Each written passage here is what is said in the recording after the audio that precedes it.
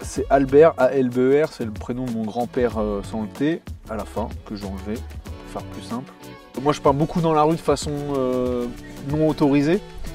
C'est ce qui me permet aussi d'être vu et d'être appelé pour des projets autorisés. Mais il y a toujours ce truc de ne pas montrer son visage parce que tu fais un truc qui n'est pas autorisé.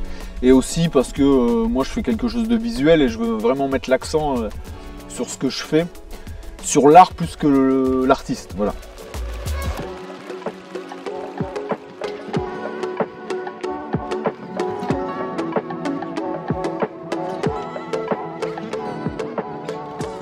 Du coup là je suis en train de réaliser une façade dans le quartier de la Quinière, donc pas très loin justement de mon lycée et du stade de foot aussi où j'allais quand j'étais plus jeune. Puis ouais, ça me rappelle plein de bons souvenirs quand même des rencontres que j'ai pu faire au lycée. C'était un peu les débuts du graffiti pour moi. Pas les débuts, mais où je me développais de plus en plus dans le graffiti. Je travaillais pas trop à l'école et à l'internat je faisais que de dessiner. Ouais, du coup je me souviens de lieux comme la Franciade où on allait peindre, c'était un terrain abandonné où j'allais beaucoup peindre là-bas des murs.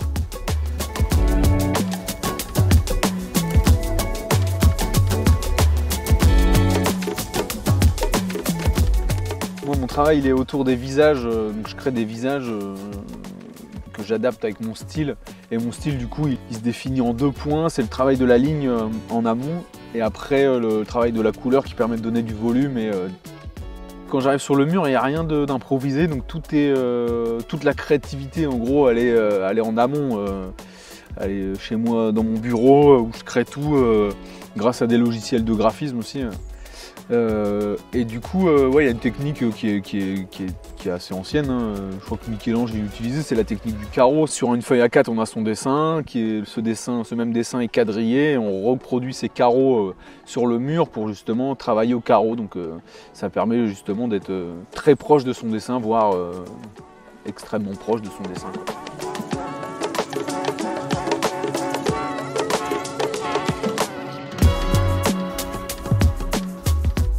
Bah déjà d'être à Blois, je trouve ça cool, tu vois, parce que moi j'ai habité dans le Loir-et-Cher à côté de Vendôme pendant une dizaine d'années, tu vois.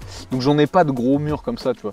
Et c'est vrai que quand on est artiste de rue, machin, c'est vrai que c'est toujours un kiff de faire des grosses façades. Donc d'en avoir une dans le Loir-et-Cher et à Blois, c'est déjà super cool. Moi, à force de peindre, je vois l'intérêt que ça amène dans les villes, en fait, tu vois. On remet en lumière certains quartiers, je sais qu'il y a des gens qui sont vraiment fans de street art qui vont venir à Blois, qui se déplacent dans la France pour voir. Du coup, ils vont aussi découvrir Blois par l'intermédiaire de l'art, tu vois. Et c'est sûr que j'ai envie que ça le plaise au plus de personnes possible, surtout dans le quartier, parce que ça va faire partie intégrante du quartier. Mais évidemment, tu as envie de faire plaisir à le plus de personnes possible, quoi.